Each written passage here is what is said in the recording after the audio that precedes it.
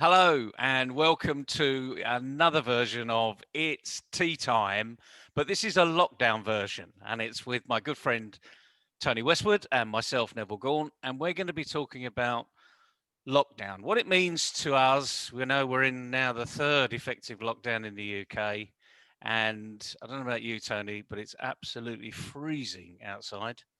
The temperature's really dropped. You're sort of about 120 odd miles away from me, and I think you've got a couple of inches of snow, haven't you? No, we're lucky. I'd say Oh, about an hour up the road has got snow, or maybe less actually. Mansfield's got snow about maybe 35, 40 minutes away. I've just been listening to the rain hammering on the skylights all night. So we're in that bridging point where it could be snow and it could be rain. And luckily at the moment we've got rain.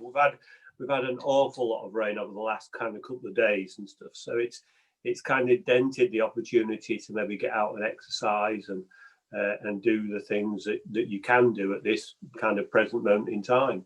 But yeah, it's been a very interesting and continues to be an interesting period of all our lives, I think. yeah, you're absolutely right. And one thing that always comes to mind when I see lots of people on social media say, well, we need to be agile, we need to be adaptable. And yeah, if golfers were looking out today, ignore lockdown, if golfers were looking out today and they were looking at the fact that actually, an hour up the road from you, literally the courses are closed because they're snowbound. You've got loads and loads of rain. So the likelihood is the course would be closed anyway. And down here, we've got that horrible, sleety, cold, slushy type rain. And my guess is because we've had so much rain this week, the courses would be closed anyway.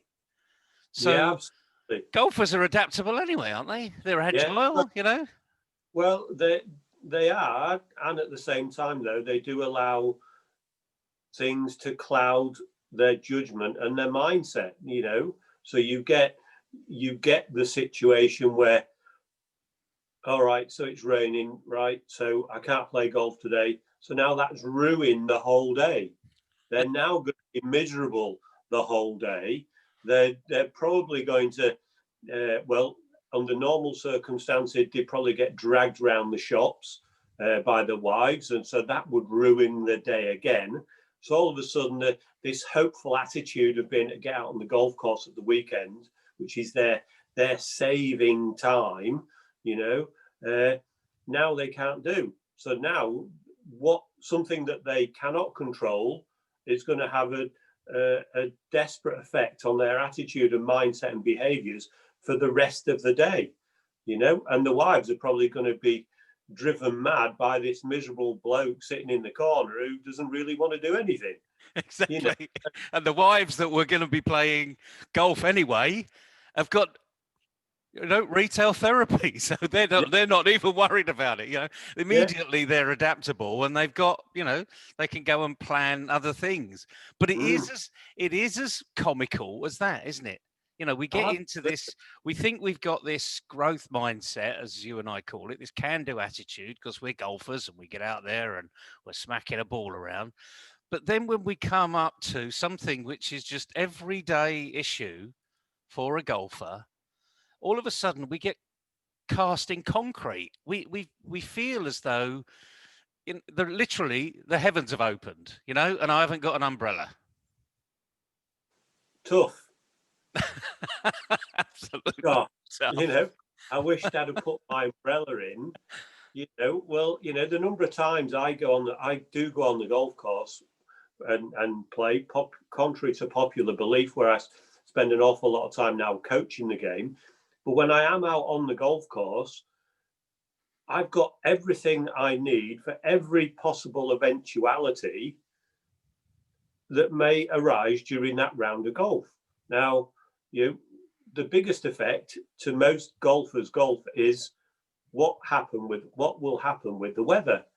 Now, we do live in the UK. It's an island, situated between the main continent of Europe, and we've got this massive swathe of sea between us and America. And I don't know whether you were aware of this, but years ago, I grew up on the northwest coast, and we used to be keeping an eye on the weather that was happening in America 3 weeks prior. So we knew that we'd be getting that weather in about 3 to 4 weeks' time.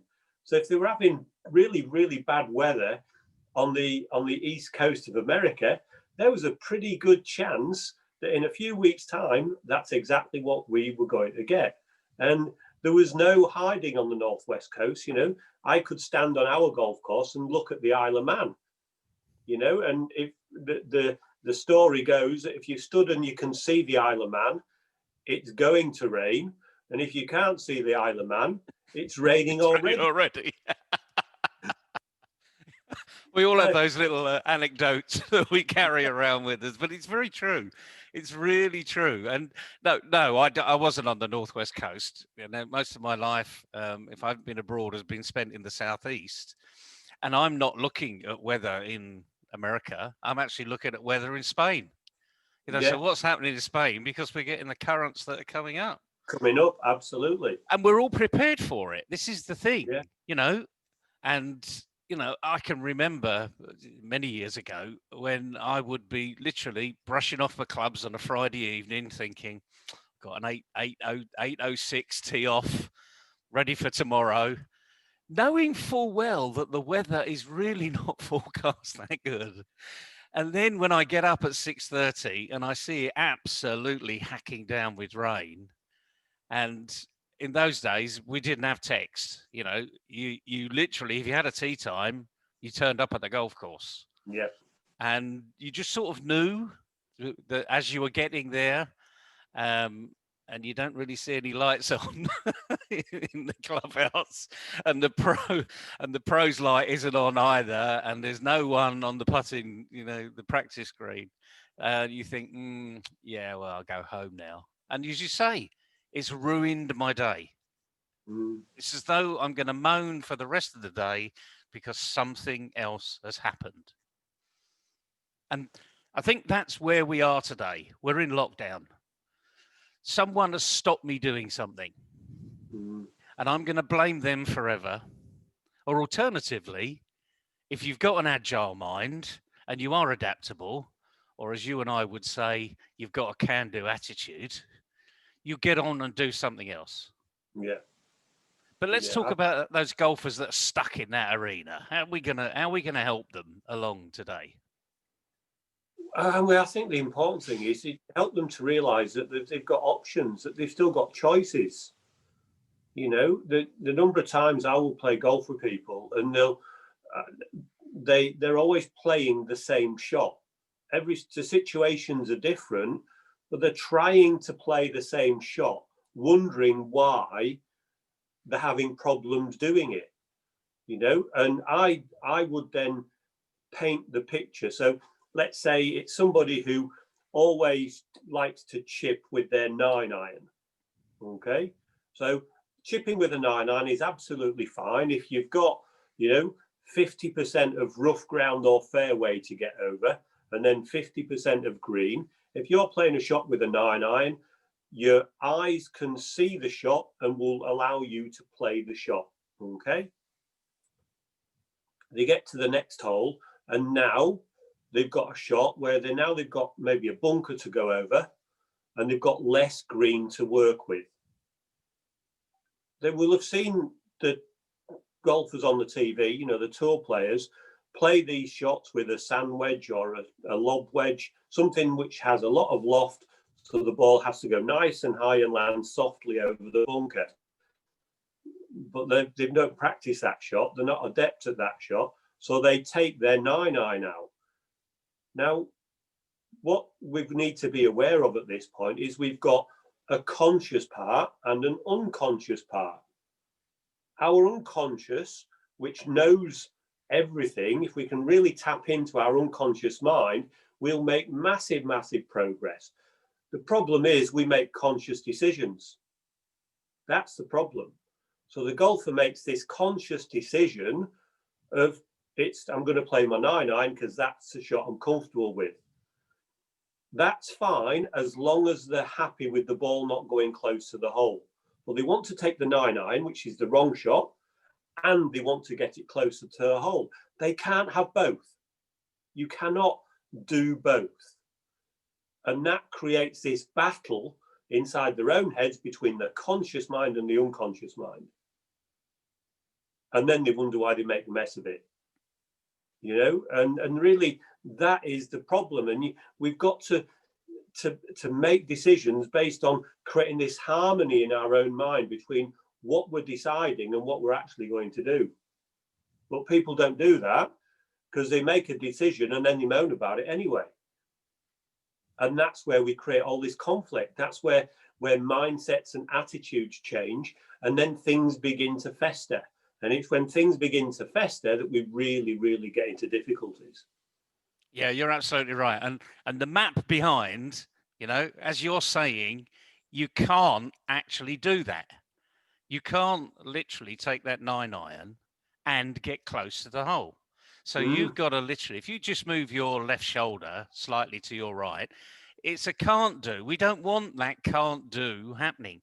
We want the can do happening. Correct. So if you think that physically that is going to happen, you know, some miracle is going to happen, that you know, you're going to get a seagull that suddenly you hit the ball, it hits the seagull and it actually drops nearer the hole. Yeah, well, that would be a pretty much of a miracle. So we'll all stand around waiting for the seagull to come along, and then you've got to be a pretty good shot to hit the seagull. Yeah. And all your bird friends will say, well, that's not very nice, is it, to your seagull? You know, you planned for it.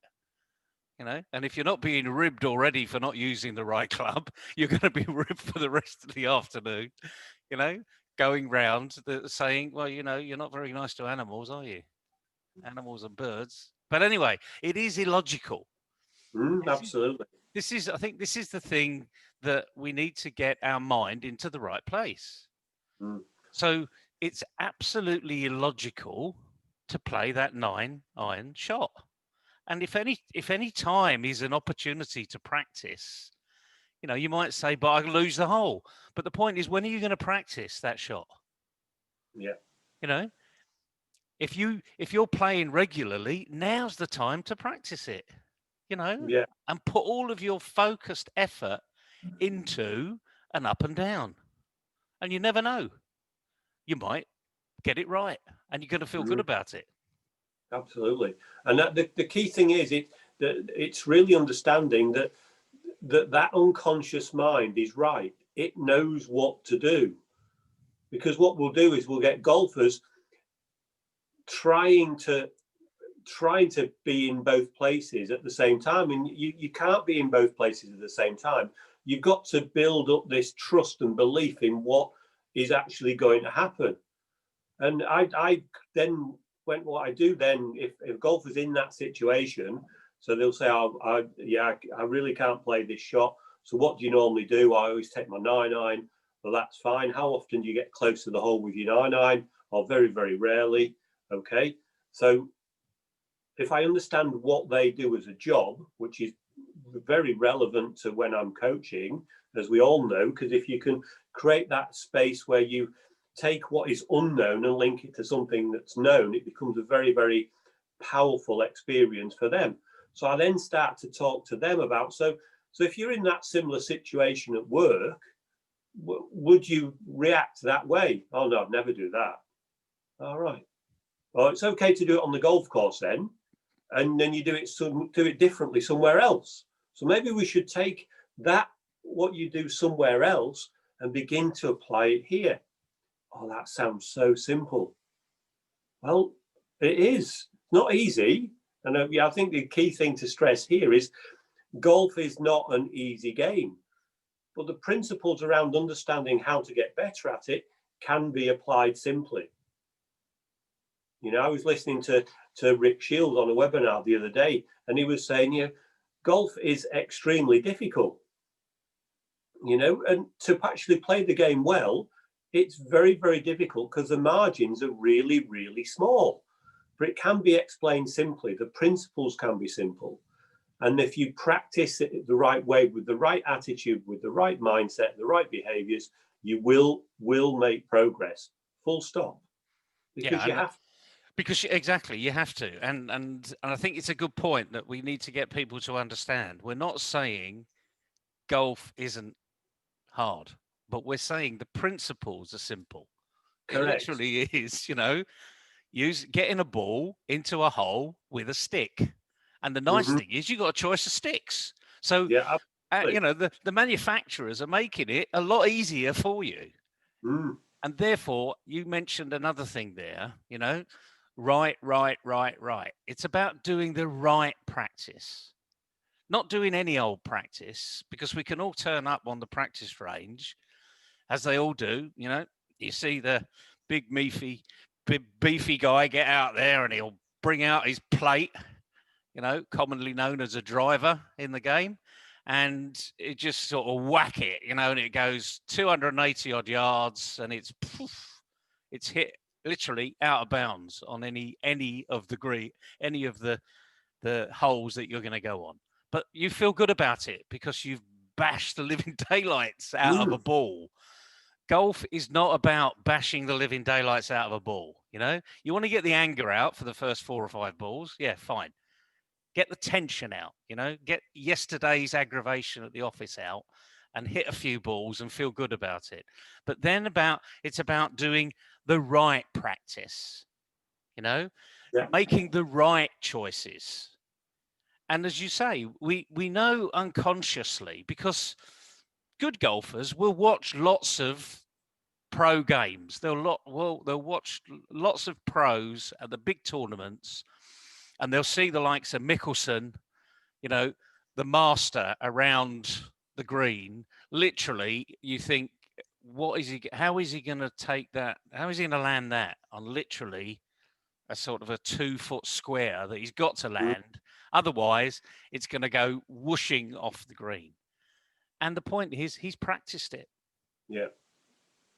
And And the key thing there is, it appears that he does it right all the time, but we only see the ones that he gets right all the time because absolutely, one the yeah. commentators use to show us. But at least he has a focus on what he wants to achieve. Now, as long as he gets close to what he wants to achieve, he's happy. So if he sets the target of I want to hit the green, he's got to be happy with the fact that he's hit the green. But he's not doing that. He's making his target, his landing area, as small as possible. So if he gets close to that landing area, he knows he's going to get a good result. We go back to one of the episodes of It's Tea Time, and we talked about, you don't just decide to hit the fairway. If you decide to hit the fairway and you're 2 yards into the rough, you've almost achieved your goal. Yeah, but I didn't want to be there. All right, where did you want to be? Well, I wanted to be 20 yards that way. But if you wanted to be 20 yards that way, why didn't you focus on that one particular spot? I had a discussion with Holly, my daughter, this week, and we were talking about the vaccine program the government have just put into place, with the idea that we're going to have, 13 million people vaccinated by the middle of February, and everybody vaccinated by the autumn time. Well, and then immediately you get all the naysayers saying, well, that can't happen, and it's you haven't got the numbers, etc., etc., etc. We've talked a lot about, in our lives, our working lives, about setting targets, about setting goals. And if somebody's setting a target that's too low for themselves, then they're not going to achieve exactly their full potential, because they're going to easily hit that target. As far as I'm concerned, if the government get close to vaccinating everybody in the population by October, they've done really, really well and got close to their target. So make the target manageable and achievable, and I think that's got to be key. So the people who are slating them at the same time are people who are encouraging people to set targets anyway. Yeah, that's the paradox, isn't it? Because, as you say, in a business context, that businessman that said, no, I wouldn't do that, of course I'll use the right club. it's funny how we lull ourselves into a different arena somewhere, and all of a sudden we're the expert there, telling the experts how to do it. Correct. And let's face it, just talking about the vaccine, this has never been done before. Correct. There isn't a country in the world that's done this. No. So the Prime Minister talks about being a bit lumpy and bumpy. Well, golfers should know what lumpy and bumpy is. Well, I'm sure you've got a graphic. I've got a graphic somewhere on our feeds somewhere on some social media. I know I've seen you put it out there, and it's talking about the road to success. And the road to success isn't a straight line. The road to success goes something like this, and then you kind of end up where you need to be, and or maybe you end up somewhere else. I don't know, but it's really understanding that yes, these are unprecedented times. It's a word that has been used an awful lot, And I saw a great little cartoon the other day, and it's how you want to frame it. I think that's the key thing here, isn't it? It's at this moment in time, it's having the ability to reframe and reboot, and do it very, very quickly. And it was a picture of somebody sitting at home watching TV, and the caption just said, "You're not stuck at home, you're safe at home." Oh wow! And I thought that was absolutely perfect, because at this moment in time, and I think what they've said this week in terms of act like you've got the virus, because we can't see it. It's not like the war where you had two sides fighting each other. This is something that we can't see, and we don't know if we've got it, and we've got to treat things that way. So any possible social interaction we have actively increases the chances of you contracting it, or if you're asymptomatic, in terms of passing it on to somebody else. So it really is challenging. I know it's certainly for everything that I've been through in my life, it's certainly testing my mettle as an individual, and having to spend, as I have done over the course of the last year, to spend time with people coming to the golf club and getting them used to new routines and new ideas, and be doing it every single day, every 8 minutes, to everybody who's going on that golf course, does have its challenges, and it is tiring. But you know what? It keeps people safe. And that's got to be key. That is so important. Yeah, so important at the moment. And the key thing is, as we're coming back to this, closing out this lockdown special, the thing is, golfers should be adaptable. We're built to be adaptable. The thing is now, start practicing it. Because the more you start to practice now, the more actually it's going to improve your golf. And I know that might sound ridiculous, but Tony and I have been around, long enough to know that's the case. If you can shrug your shoulders off on something that you literally can't control, if you can just say, okay, well, that's it, I'm going to get on with it, then all of a sudden your mind changes what you're doing. Your attitude to what you're doing will change. And I don't think we can stress it much more than that, can we? Well, I think the key thing, and just right on that point there, was there's a great quote from Jack Nicklaus years ago when he was first competing out on the PGA Tour, and obviously he was a highly talented golfer. One thing I read this week was he thought initially that he had to have a better golf swing, and after playing for a couple of seasons, he realised that having a better golf swing wasn't the important thing. It was being able to make the right decision at the right time that was key. And that was important. Then he said he used to, when he arrived at a tournament, he used to listen to what was going to chatter around the car park. Oh, it's windy today. Oh, we might get a bit of rain later. Oh, the greens are a bit bumpy, aren't they?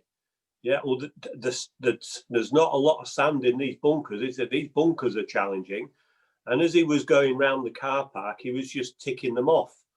I've got him beat. I've got him beat. I've got him. I've got him beat.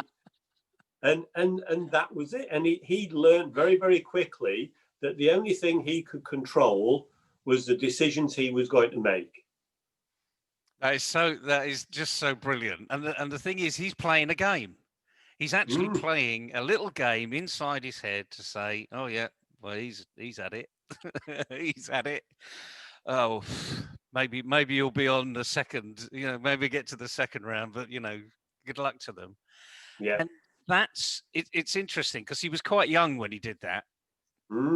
Absolutely. And I suppose it was his internal way of dealing with the pressure, because Yeah.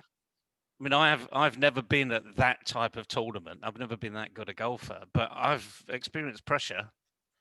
And you tend to, some people can really perform under pressure, but the majority find it quite difficult. So it was just his little game, if you like. And I think what we need to be doing is creating those little games for ourselves. You know, take, if you like, Jack Nicklaus approach, then do that. We've got lots of little advice we give in our Is Your Mind Fit for Golf, the missing link to your success. And it's about that missing link. And today is all about that missing link. You know, golfers should be capable of being at their absolute best during this lockdown period, because we should be agile and adaptable on the golf course. Now's the time to practice it. So, can you do anything about lockdown? The answer is, Tony, yes. Absolutely. And most people say no, because they're thinking that lockdown has imposed things on me. Okay, it's an imposition. Get on with it, shrug your shoulders, and of course you can do something about it. I've got my plans for today. Apparently, I'm getting the paintbrush out. So that's how adaptable my rest of the day is going to be. And that should always bring a smile because we put these things off. Even can-do people put these things off. So what's your plans for the day, Tony? I've got some editing to do, and I've got to come up with some scripts for some social media posts. So we're planning on, between ourselves, doing some short clips we can put on YouTube or we can put on Facebook to kind of help golfers in a more physical way as well. So yeah, in very interesting times. It's again, it's something that I've wanted to do. I know a lot of younger people are doing it. You know, sadly, you and I didn't grow up in the age of where technology was a big factor. You know, when we were kids, you know, a phone was attached to the wall. Yes. A computer was the computer was the size of a farmyard barn and couldn't really do a great deal. And if you were asked to run a message, you took a bit of paper round to your neighbour's house, and that's what you did. So learning about what technology does is certainly my new skill. It's certainly I've got a list here with things, and it's kind of learn and develop a new skill. So yes, I'm going to be editing stuff and just learning to make more of a connection with people. And I think one thing this lockdown has taught us is it's nice to connect with people. We've had to talk to people in a different way. I think the majority of people have been far more considerate in terms of how they've gone about things. And whichever way you look at it, there are some really positive things come out of lockdown. You know, hand and personal hygiene for me has never been better. They talk about the annual flu epidemic. Well, I've had my first flu jab this year. I've not heard many incidences of flu. There's very few people saying I've got a cold or anything like that. So all the things that we should have been doing automatically, that was spreading common viruses that we can manage with, but obviously still cost industry an awful lot of money every year when somebody can't go into the office because they've got a cold or a flu. The prevalence of those isn't as great this year. Yes, we're dealing with the mother of all viruses, I suppose, with the COVID situation within this global pandemic. but there are positives if you just take the time to look at them. And I think that's key. And I just hope within years to come that we look back at the thing that, Captain Tom has done, and all the other individuals have gone out and raised money and helped the NHS. The clap for carers, the work they've done has been absolutely phenomenal and continue to do. And every life they've saved, yes, sadly, there's lives being lost, but they've saved an awful lot of lives as well. Yeah, absolutely. And on that note, we're just going to reinforce the fact that we're going to be doing things slightly differently going forward. Everyone's going to be doing things slightly differently going forward. Our coaching, if you like, golf coaching, business coaching, is going to be predominantly done more online, as it has been during 2020. But that means we're going to give bite-sized chunks. And that's where Tony and I are going to be doing something slightly differently. We're going to be ramping it up a bit. But as we both know, leadership is about action. Playing golf is about action, doing things better. So we're going to be literally taking a leaf out of the BBC bite-sized chunks approach. So we're going to give you very small bite-sized chunks so that you can improve what you're doing. You're going to become that can-do person, and shortly you're going to be amazed at what that means for you, not just in golf, because that's predominantly what It's Tea Time is all about, but it's about you in your wider environment, in society, in your business, getting the best out of yourself and your organization.